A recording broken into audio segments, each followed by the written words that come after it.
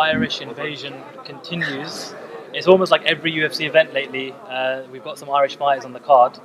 UFC Stockholm. First of all, let's go back to Dublin. How much did that change your life in retrospect now? It changed my life completely. I'm able to train now and just focus on training the whole time when I'm recovering. I just focus on that. I had a lot of financial worries, as all fighters do before they get to the big show. And you know, having got there and then got the bonus on top of that, it's completely changed my life. And I feel for the better in terms of training. The training is better, and it's going to make me a better fighter. Why did you decide to drop down to welterweight? Welterweight is where I made a name for myself. It's where I spent the majority of my career, and it's where I feel I'm at my best.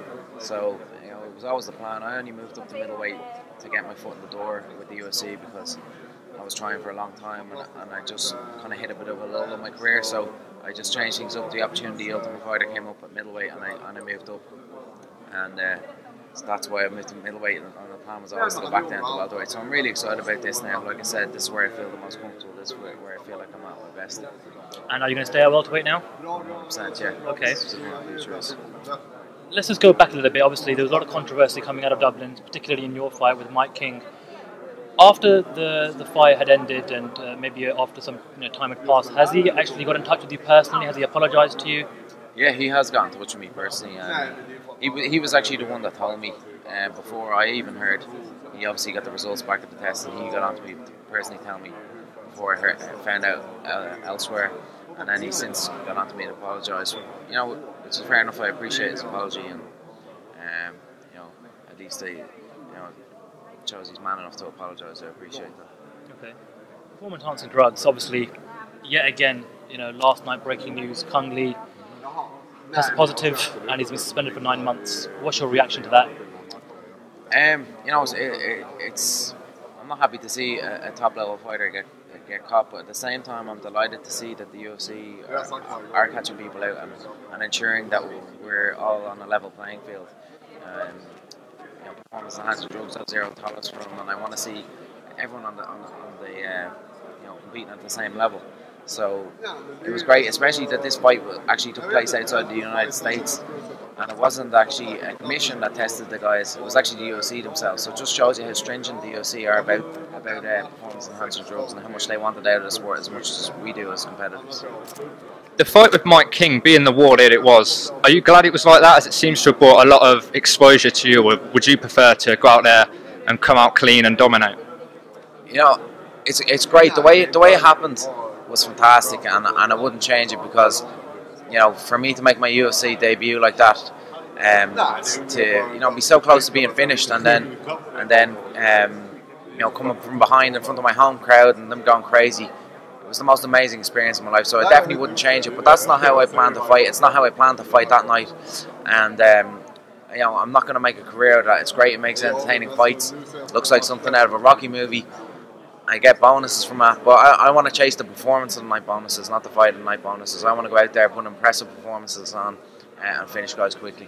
You definitely almost looked like Rocky at the end of that fight. And how did your eye heal up okay, no problems?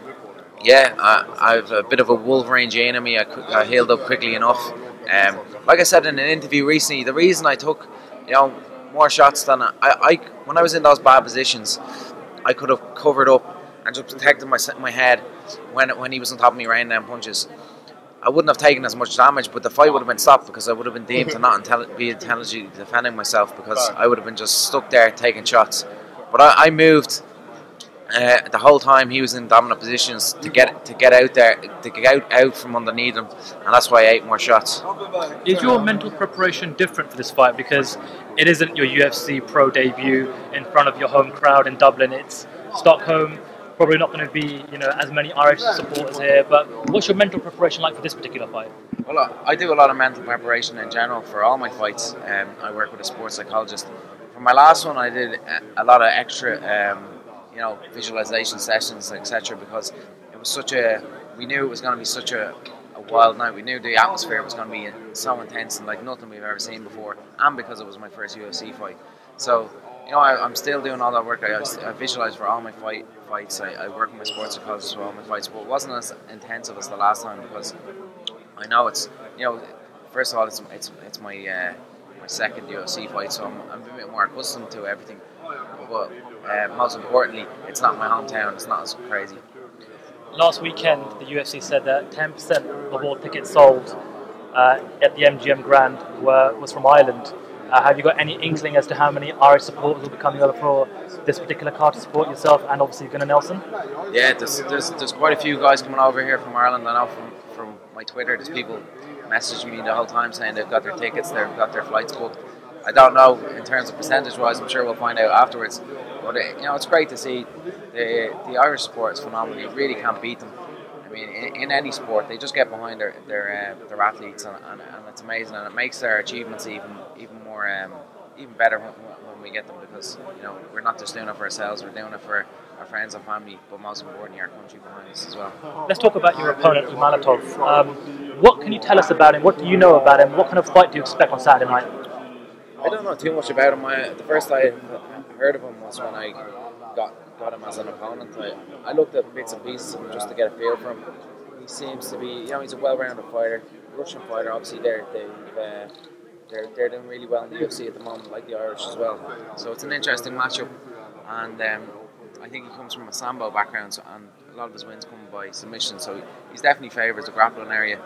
But I'm very confident going into this fight. I'm very confident in all ranges. I believe I'm better than this guy everywhere.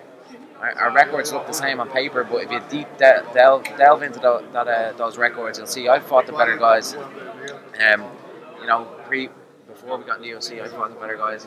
Even while he's been in the UFC, I've fought the better guys. And my confidence in my game and in my record is really going to come through in this performance. I think I'm going to put him away early. And finally, one of the big promotions leading up to this particular card by the UFC is to highlight the AllStar camp.